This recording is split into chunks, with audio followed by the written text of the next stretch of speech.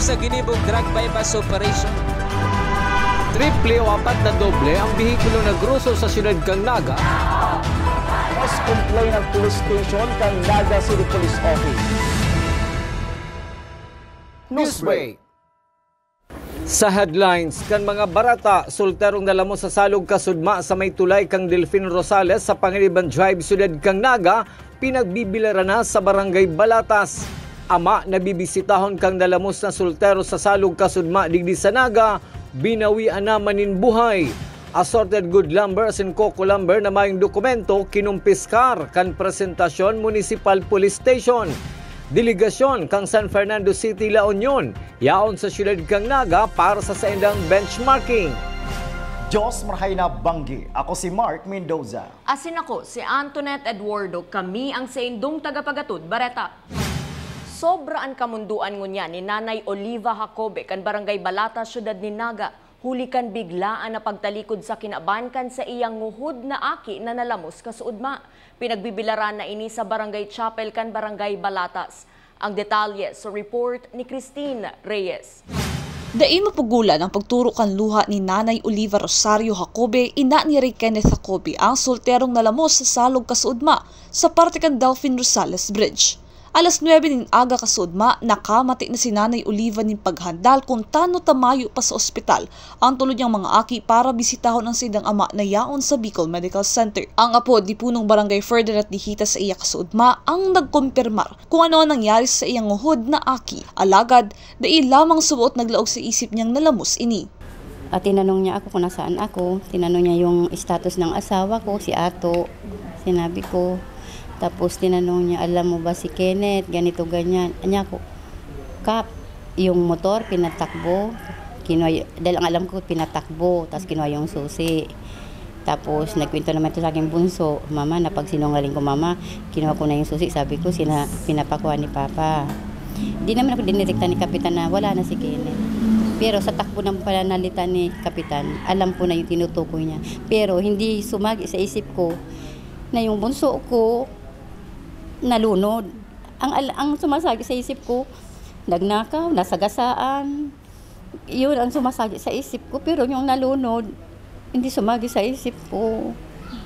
Maski sarong person with disability asin nguhod sa magturugang si Kenneth, nahilingan naman inikan sa iyang ina nin pagiging responsable. Mahalo si matayin ako. Hindi ko alam. Kasi, si bunso pa. Madiskarte po niyan. Napunta yan sa mga madre. Pag uwi niyan, may dala ng bigas, may dala ng dilata. Magpapaatras yan. Pag uwi niya, may dala ng kape. Pag hindi pa ako nakaka-grocery. Pag sa umaga, magbibili na ng pagkain ng papa niya, sopas. Pag alam niyang wala akong pera, mama, meron ako dito, bibili na ako mama ng tinapay natin, bibili dyan sa Atlantic, umagang umaga. Napaka-responsable pong anak po si Kenneth kahit po PWD siya. Yaon ngunyan pinagbibilaran ang biktima sa Chapel kan Kawad Kalinga sa Barangay Balatas, siyudad ni Naga. Para sa One Media TV 48 Naga, Christine Reyes, Newsbreak. Mientras tanto, apwera kan pagkagadan kan biktimang si Ray Kenneth. Dobleng kamunduan ang namamatean kan pamilya kaini matapos nabawian naman subot nin buhay ang sa indang ama sa ospital. May follow-up report si Melvin Machado.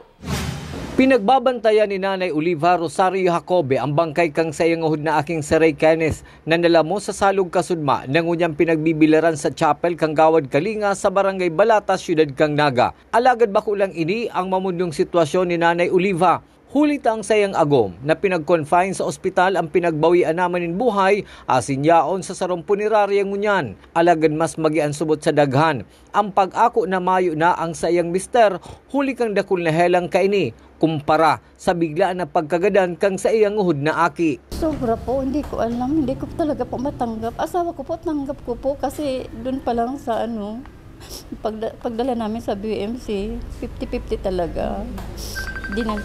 Pero si Kenneth po, sobrang hirap tanggapin na wala na siya. Hindi ko na makakasama. Siniguro man ni punong Barangay Ferdinand Dihita kan Barangay Balatas ang tabang sa pamilya ni Mrs. Jacobe Nangunyan yaon sa dubling kamunduan. Sa ngunyan nga po, mahali po ako dahil duman po sa Boreal po yung pang asikasuon ko po ngunyan na makatao po ng financial assistance po sa pamilya po ako. Para sa One Media, TV 48 Naga, Melvin Machado, Newsbreak. Padagos pa sa mga bareta, mga butas na ido asin ikos sa mga barangay kan syudad ning Naga, dakol pa sabi kan City Veterinary Office. Kooperasyon kan publiko hagad kang nasabing opisina. Aramon taman ang kompletong detalye sa report ni Christine Reyes. Kung ang City Veterinary Office kan Naga na pinamamayuhan ni Dr. Marily Prestosa Lingua ang hahaputon sa kamugtakan kan stray dog o mga butas na ido asin ikos na yaon sa tinampo sa mga barangay kan syudad, dakol pa subuot ang mga ido sa tinampo kung ang pagbabasehan si mga request sa inda na darakupon ini. Alagad ang mga ido na yaon sa tinampo, igwanin may sadiri alagad pinapabayaan lang sa luwas kan sa idang residensya. Kita sa rate ng 1 to 10, ang pinakamalala na stray dogs. Sa Naga, kumusta po? Sa Naga, sa kadakol may request talaga sa mga barangays. Siguro marirate ko 7 kita. Kasi dakol pa po kitang mga request. Although ito po kaya mga stray dogs na inaapod. Bako naman siyang stray na talagang mayong nag-aataman. Ano na siya, owned siya pero free roaming. Pero considered na siya as stray, kaya dinadako po, ini-impound kan sa tong opisina. Iiputi si kaipuhan na makipagtabangan din kang kada saro ng mga owners na pag sinabing da ipagparapaluwasan naman sa area ninda, dahil na pag-anuhan. Kung igwang 10 ido na nadadakop ang City Veterinary Office, kabanga lang digdi ang nababalukat. Bihira man ang nag-aampon asin ginagadan na sana ang mga nawawalat na ido. 10 yung nadadakop na ido, pero ang nagbabalukat kaya? Halos mga lang yan, halos kabanga lang or da ipanganik kabanga. The rest care na euthanasia naman? Yes po, or pinapa-adapt niyo po. May mga nag-a-adapt. Kaya lang dahil talaga, bihira ang nag-a-adapt. Kung igwang penalidad ang mga may sadiri ng ido na nagbabalukat, iniiyo ang impounding fee na sa indang babayadan. Para sa One Media TV 48 Naga, Christine Reyes, Newsbreak.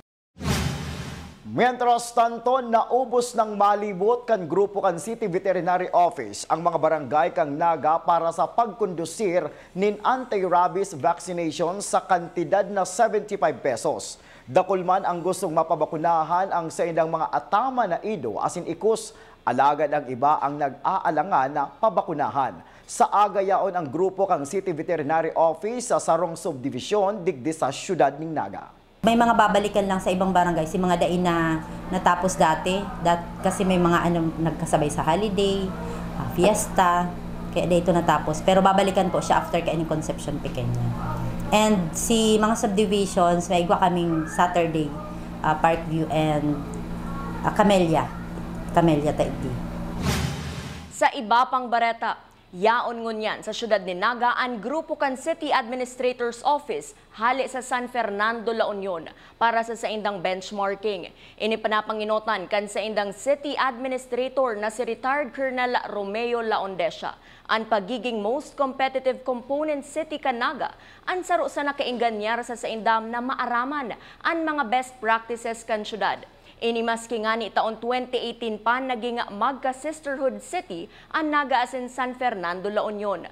Personal na inasikaso sinda ni City Administrator Elmer Baldemoro. Being the most competitive component city in the Philippines. Malaking karangalan yun, achievement, di ba? And to think, kami galing 16th yata or 18th, at least naging 13th last year. And hopefully we will climb up the ladder more at ma-approximate yung mga nagawa ng City of Naga. Sa pagbabalikan Newsbreak, Good Lumber as in Coco Lumber kinumpiskar kan presentasyon ng Municipal Police Station. Iyan as in iba pang mga bareta sa pagbuelta kan One Media TV 48 Naga, Newsbreak. Dakop sa ginibog drug bypass operation. Triple o 4 na doble ang bihikulo na gruso sa syudad kang Naga. Mas complain ng police station kang Naga City Police Office. Newsbreak. We invest in shaping the future of healthcare. Our investment in the state-of-the-art facilities and the latest equipment means our students gain hands-on experience with the current technology driving the healthcare industry forward. From immersive laboratories to AI-powered patient model simulators to innovative learning environments, our graduates are prepared to meet the challenges of modern healthcare. The Naga College Foundation, College of Health Sciences, your premier leap to becoming a champion of healthcare.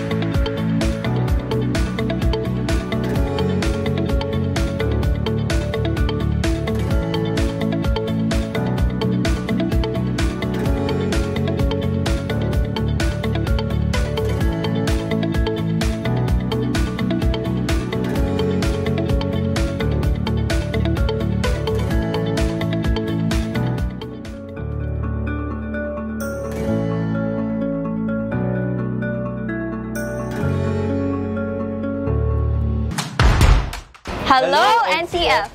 Welcome to the Naga College Foundation Incorporated, where academic excellence meets limitless opportunities. Welcome to the home of the champions.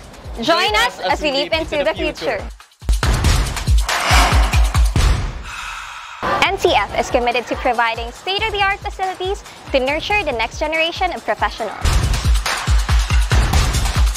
Our first-class facilities are designed to empower our students and equip them with the skills and knowledge needed to excel in their chosen field. Here at NCF Wings, you are a step closer to your dream of becoming a flight attendant. This is the first cabin crew training in Bicol. But at the heart of it all is the newly constructed College of Criminal Justice Education building. The Naga College Foundation Incorporated is one of the 10 schools in the Philippines recognized by the Commission on Higher Education as the Center of Development in Criminology. Our classrooms are designed to facilitate interactive learning, strategically designed to support collaborative discussion and critical thinking. This building is home to Bicol's first world-class indoor firing range, which provides our students first-hand training in ensuring that they are proficient in firearm safety and marksmanship. From crime scene simulation laboratories to forensic science facilities, NCF-CCJE has a wide range of specialized resources to prepare its students for various career opportunities in criminal justice. Unlock your potential today. Join us as we leap into the future. Join the Naga College Foundation, College of Criminal Justice Education.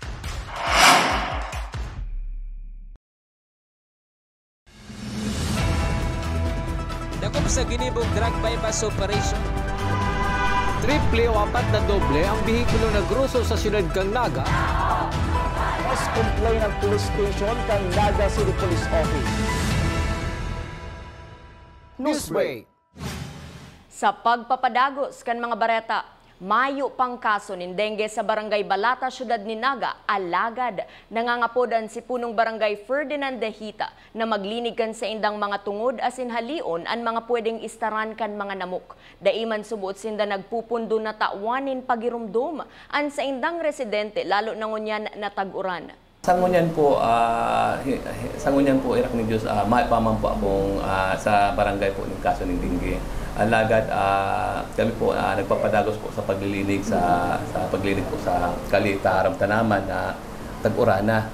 Siguradong inispekta na panag-uuran ang lamukan, luwasan po yan. Sana, bako lang sa Muya, sa 27 barangay, sana mayo man mangyaring hilang na din kita. Nakakagadan baga po yan. Kaya pakiulay na lang, pangapudan, napaming linigan pa sa yung mga, lalong-lalo na si mga iniistaran po, mga guma, si mga buti dyan na dapat na itago-taguunta para iwas po sa dengue. Okay. Sa satuyang police report, Sarong 19 anyos asin 21 anyos na mga soltero asin residente kan Barangay Santa Maria Presentacion, Camarines Sur ang pinag-aprehendir kan mga otoridad huli kan mga mayong dokumentong assorted na good lumber na kinumpiskar matapos ang anti-illegal logging operation kan Subanggi. Mientras tanto, 13 pidaso nin 2x2x10 as in 2x3x10 na sukol nin Coco Lumber ang nakumpiskar pa kan Presentacion Municipal Police Station sa pamamayo ni Police Captain Mark Espana, Acting Chief of Police sa suspect na si alias Larry, 49 anyos kan barangay Maanga sa nasabing banwaan. Ang pagkakaaresto as in pagkumpiskar sa mga Coco Lumber ang parte kan anti-illegal logging operation kan mga otoridad sa nasabing banwaan. Padagos pa sa mga bareta, mapuon sa Setyembre 12 hasta Setyembre 23 taong 2024 ang ika-14 taon ni Bishop Francisco Gain sa Trade Fair na may temang negosyo pabanalon, padanayon asin palakupon. Aabuton sa 100 exhibitors hali sa Bicol asin luwas kan rehiyon ang mapartisipar. First time man na magkakaigwa ng job fairs na parte kang trade fair. Padagos pa sa mga bareta, alas 9 nin aga hasta alas 5 nin hapon sa agang Biyernes, mapalsok ang supply nin kuryente sa bilog na banwaan kan Magaraw, asin kanaman Camarines Sur, siring man sa parte kan Deca Homes Northfield. Susug sa abiso kan Caso Recodos, magkakaigwasin danin correction of hotspot as in clearing of distribution lines. Alas 7 nin aga abot alas 12 nin udto sa agang Biyernes man, mawawara nin supply nin kuryente sa Zone 1 hasta Zone 4 kan Barangay Binanuanan Grande, Calabanga, Camarines Sur para sa gigibuhon na right-of-way clearing of lines. Ang Barangay Council kan Binanuanan Grande, Calabanga, Camarines Sur ang nag-request kaini. Asin yan ang mga bidang baretang nakalap kan mas pinakusog na puwersa kan One Media TV 48 Naga News and Bicol Affairs. De malingong yung follow ang samuyang official Facebook fan page One Media TV 48 Naga. Ako po si Mark Mendoza. Padagos kaming mahatudnin mga baretang garantisadong nangingenot as sinapapanahon. I-hit ang subscribe button sa samuyang official YouTube channel, One Media TV 48 Naga, tanganing updated kita sa mga bareta asin istoryang bida. An Bicolano, ako si Antoinette Eduardo asin ini, an One Media TV 48 Naga, News Break. Dakop sa ginibog drug bypass operation. Triple o 4 na doble ang bihikulo na gruso sa siyudad kang Naga. Mas complain ng police station kang Naga City Police Office. Newsbreak. Flight attendants, prepare for takeoff, please.